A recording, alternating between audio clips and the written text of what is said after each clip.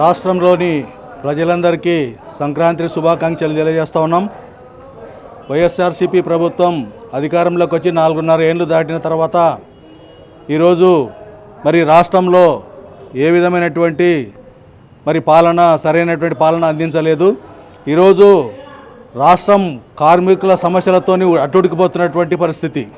మరి ఈరోజు అధికారానికి ముందు మరి వైఎస్ జగన్మోహన్ రెడ్డి ఈ రాష్ట్రంలో ఒక్క అవుట్సోర్సింగ్ ఉద్యోగి కనపడకూడదనేటువంటి నినాదంతో ముందుకు వచ్చాడు.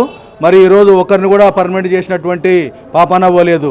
మరి ఈ రాష్ట్రంలో ఉన్నటువంటి ప్రజలకు చంద్రబాబు నాయుడు అధికారంలో ఉన్నప్పుడు ఏవైనా పండుగలు వస్తే వాళ్ళకి పండుగకు సంబంధించిన తోఫా ఇచ్చేవాడు. మరి ఈరోజు ఈయన అధికారంలోకి వచ్చినాక అది లేదు. ఒక తోఫాలతోనే కాదు, ఈ రాష్ట్ర ప్రభుత్వం కనీసం ఉద్యోగస్తులకు జీతాలు ఇచ్చేటువంటి పరిస్థితి లేదు, సర్పంచుల సమస్యలు పరిష్కరించే పరిస్థితి లేదు. ఈరోజు రాష్ట్రం అంతా అల్లకొల్లంగా అరాచకంగా తయారైపోయిన పరిస్థితి చూస్తూ ఉన్నాము.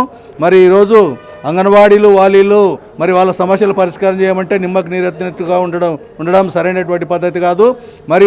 వాళ్ళ ప్రభుత్వం మీద వాళ్ళే విసుగద్ది ఈరోజు ఎమ్మెల్యేలు ఎంపీలు అదేవిధంగా సర్పంచులంతా కూడా ఆ పార్టీకి రాజీనామా చేసి బయటకు వచ్చి ఈరోజు వైఎస్ఆర్సీపీ ప్రభుత్వం జీరో అయ్యేటువంటి పరిస్థితి మనం చూస్తూ ఉన్నాం.